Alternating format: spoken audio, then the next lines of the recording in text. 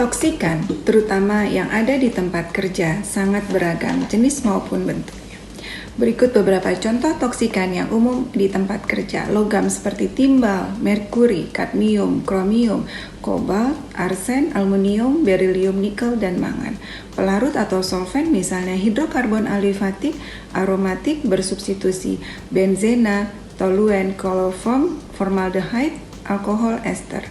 Gas antara lain karbon monoksida, ozon, hidrogen sianida, fosgen, sulfur oksida, nitrogen oksida. Pestisida yaitu organofosfat, organoklorin, karbamat, wolfarin. Partikel di udara seperti silika basebas dan asbes.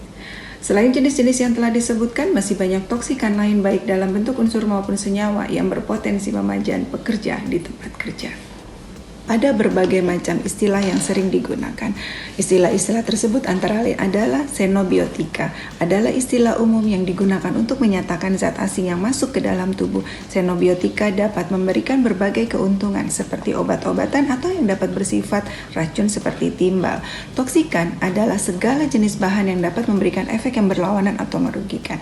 Zat toksik dapat berada dalam bentuk fisik seperti radiasi, kimiawi seperti sianida maupun biologis bisa ular.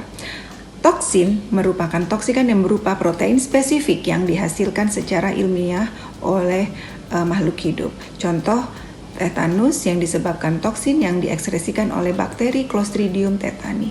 Toksisitas yaitu kapasitas intrinsik dari suatu toksikan yang dapat menimbulkan efek bagi organisme. Bahaya atau hazard adalah potensi terrealisasinya toksisitas suatu agen pada situasi tertentu. Risiko atau risk merupakan kemungkinan terrealisasinya suatu bahaya atau hazard. Safety berarti kemungkinan tidak terrealisasinya suatu bahaya. Dosis adalah unit yang menyatakan pajanan terhadap bahan kimia, fisik, atau biologis yang sampai ke organ sasaran. Dosis diekspresikan sebagai unit berat atau volume per unit luas permukaan tubuh. Misalnya miligram per kilogram berat badan, mililiter per kilogram berat badan, atau miligram per meter kubik, parts per million atau ppm, atau parts per billion atau ppb. Simpul pemantauan toksikan merupakan tahapan-tahapan yang dapat dilakukan dalam mengidentifikasi hingga mengendalikan sebuah toksikan beserta efeknya di tempat kerja. Simpul pemantauan dibagi menjadi 3 tahapan yaitu pemantauan lingkungan. Pemantauan lingkungan merupakan simpul pemantauan pertama. Pada tahapan ini yang dilakukan adalah pengukuran kadar toksikan di lingkungan kerja. Simpul ini dikembangkan oleh ahli higiene industri atau higienis industri dan hasil pemantauan dievaluasi dengan mengacu pada nilai ambang batas di lingkungan kerja. Pemantauan biologi. Pemantauan biologi ini merupakan simpul pemantauan yang kedua. Pada tahapan ini yang dilakukan adalah pengukuran dosis toksikan di dalam tubuh pekerja. Dosis tersebut dapat diambil dari marker biologik atau biomarker pekerja yang terpajan toksikan. Simpul pemantauan ini dikembangkan oleh ahli toksikologi atau toksikolog dengan mengacu pada indeks pajanan biologi. Surveillance kesehatan merupakan simpul pemantauan yang terakhir. Pada tahapan ini dilakukan pemeriksaan kesehatan dan diagnosis penyakit akibat kerja terhadap pekerja yang positif terpajan toksikan di lingkungan kerja. Simpul pemantauan ini biasa dikembangkan dan dilakukan oleh dokter, terutama dokter spesialis okupasi yang sangat mengetahui toksikan apa saja yang berpotensi memajang pekerja di suatu tempat kerja.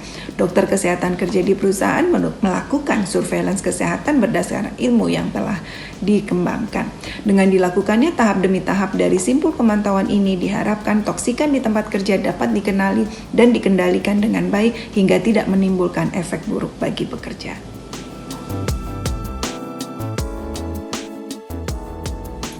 Baik teman-teman, dengan demikian selesai sudah sesi pengantar toksikologi industri.